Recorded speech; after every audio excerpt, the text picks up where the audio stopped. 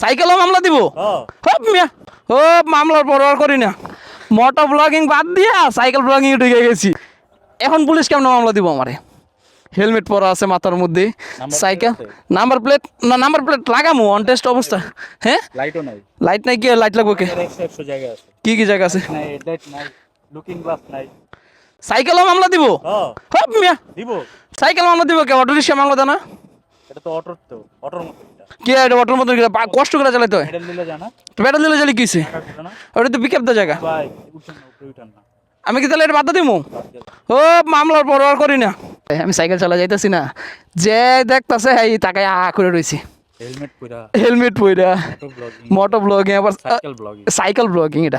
cycle blogging যে জায়গা বাইকাররা helmet ছাড়া আপনার মতন কিছু ও আছে যাক আপনি তো গুড বয়